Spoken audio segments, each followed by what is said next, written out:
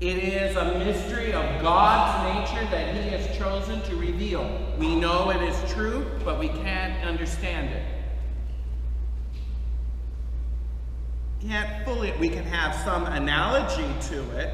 I'd say the best analogy to understand three persons, one God, is you think of water.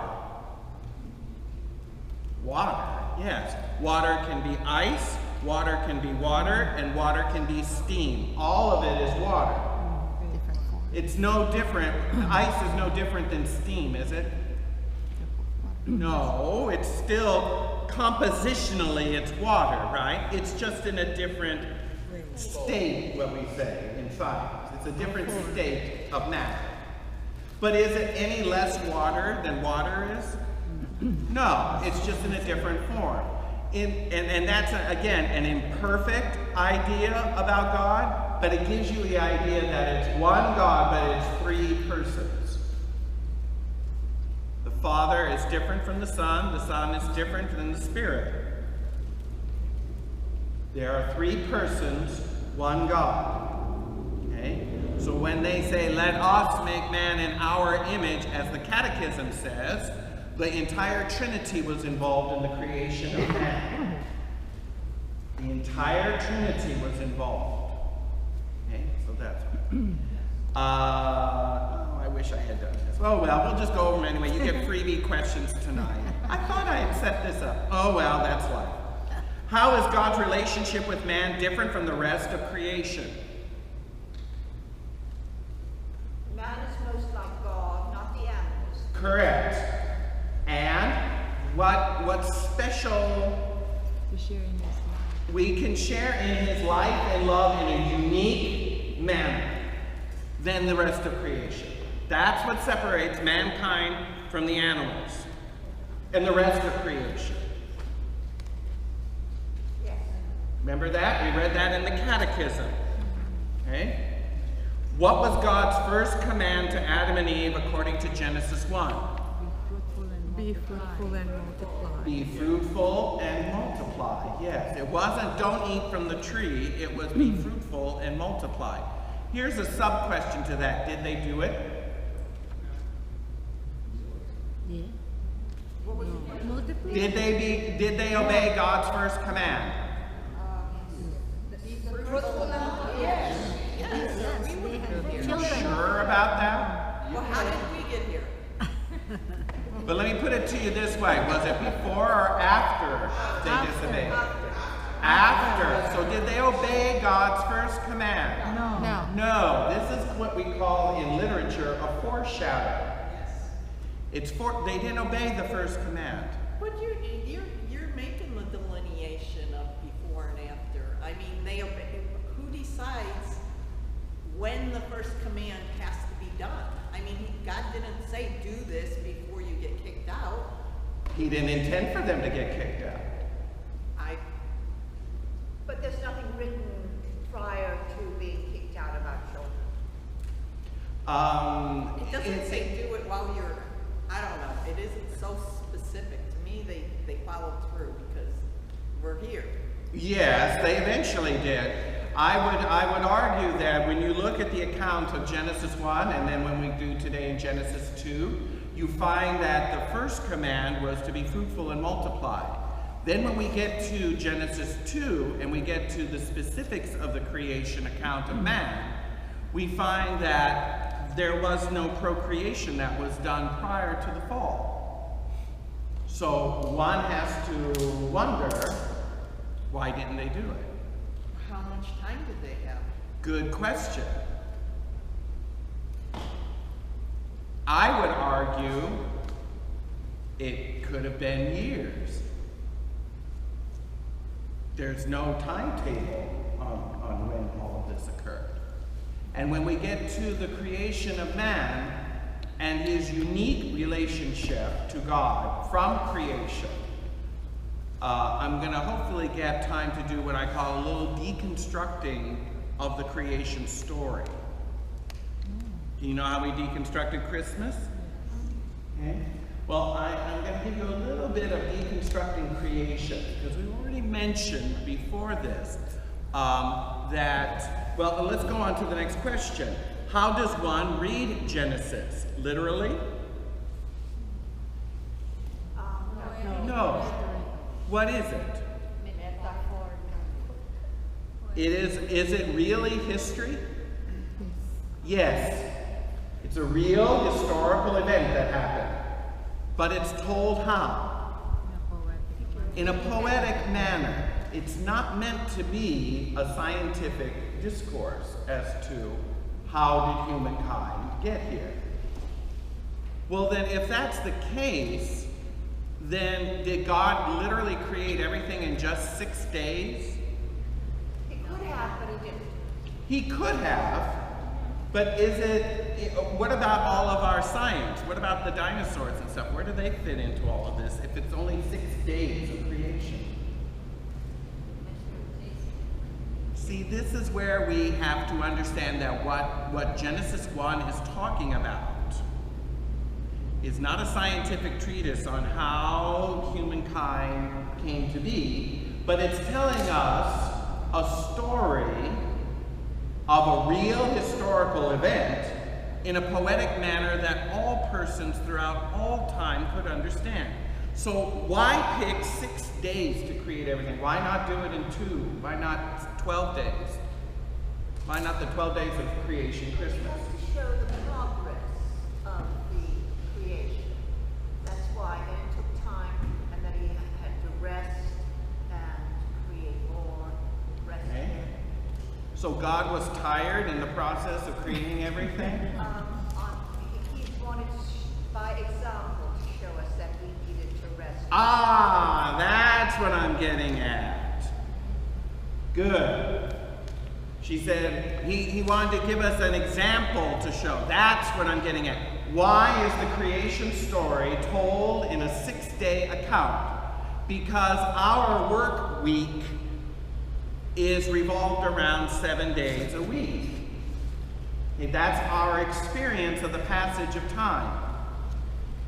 So what God is saying is that I worked for 6 days and rested. Guess what you should do? Do the same. Do work for 6 days and rest on the 7th. And what do you do during this rest?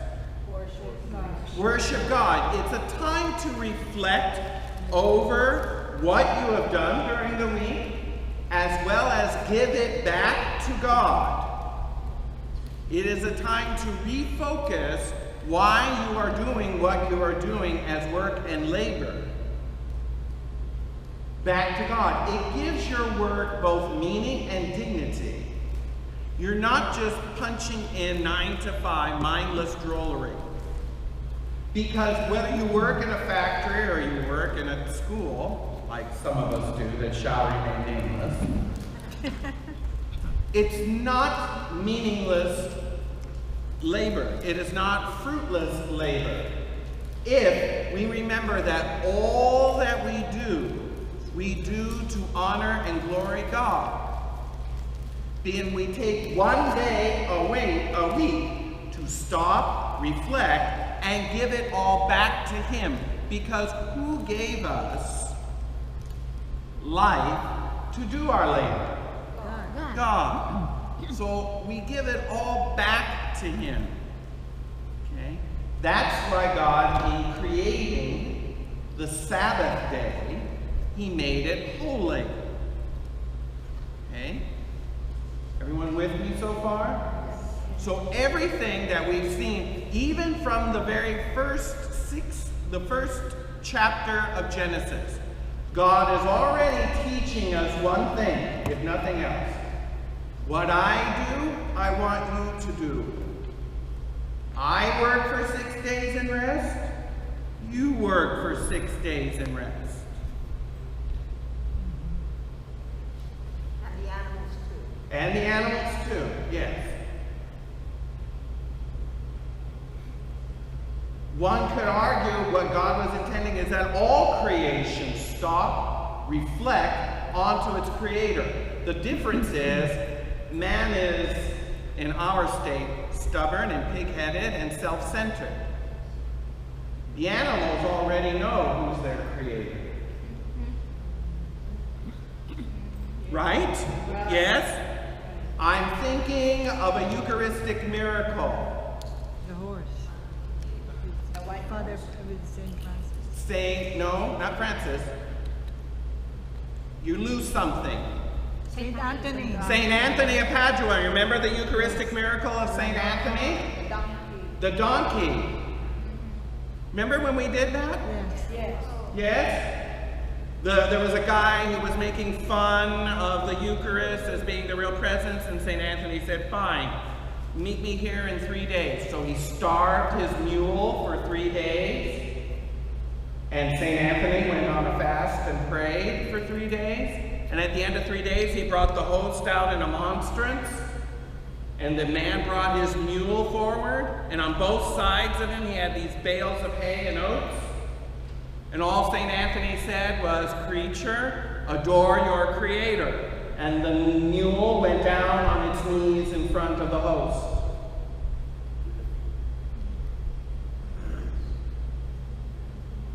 And what happened? The mule did not eat. Mule didn't eat anything that was presented. He just knelt in front of his creator. And what happened to the man that was mocking it? He converted when he saw this miracle. So you see, creation knows its creator. It's too bad that there are people in that town that are stupider than a donkey and don't know their creator. Right? Right? You with me? And that's because man thinks he has it all figured out. And you know where he got that from? Sin. That's the essence of sin, right there, my brothers and sisters. You know better than God. Oh, I can miss Mass. No one's going to know. Who's going to care? Right? Oh, I've been working all this week. I'm extra tired. I'm just going to stay. Right? I know better than God. No. Now we're getting to the essence of the fall. Now we're getting to the essence of sin. Now we're getting into what Jesus is redeeming us from. Because in the beginning, that wasn't the case. God created the universe, He created everything, He gave it form, and then He filled it up. And He told all of creation to be fruitful and multiply and fill the earth, right? Right. And He saw everything He made, and behold, it was Good. very good. God didn't make any mistake. And what was the motivation of why God did any of this? Love. He was out of sheer love and goodness that He wanted to share His life with the creation. All right? This is where we have been up to this point. Okay? So now let's look in our Bibles at Genesis 2.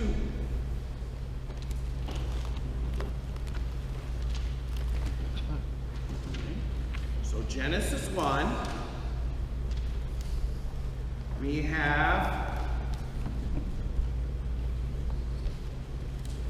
we're going to circle back to the creation of man in Genesis 1, but we're going to get a more focused look on this in Genesis 2.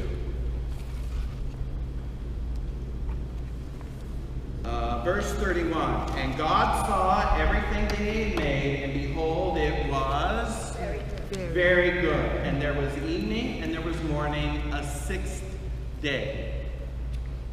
Thus, now we're into chapter 2. Thus the heavens and the earth were finished, and all the host of them. And on the seventh day, God finished His work which He had done. And He rested on the seventh day from all the work which He had done. So we've already discussed that God wasn't tired after doing this.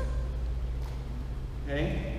Why does it appear in this kind of manner? Because the way that God has chosen to reveal himself to us human beings is in a way so that we can better understand it. Okay? So what he does, and this is a big word, he anthropomorphizes himself. What does that mean? He gives himself human-like characteristics so that we can better relate to that. Okay? So when we talk about the hand of God writing on Nebuchadnezzar's wall, that, does God actually have a hand? No, he is spirit, right? God is spirit. But he manifests himself in these anthropomorphic ways so that we can better understand it. We can't relate to something that's completely other than we are. Does that make sense? Yes. And this is going to make even more sense when we get into Genesis 2. All right? Something that caused me a little bit of an emotional tailspin, I'll have to say. No worries, I'm fine. But it was a real, it caused me to journal for like 2 or 3 pages, and I hadn't done that in a long time. And I'll share that with you. So just keep that in mind.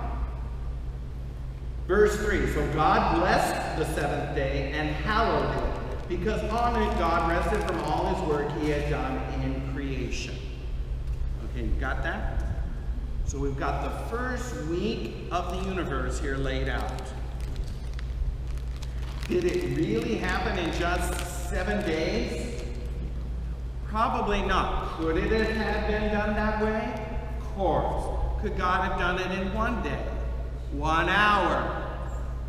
There's nothing that God can't. You get it? That's not the issue.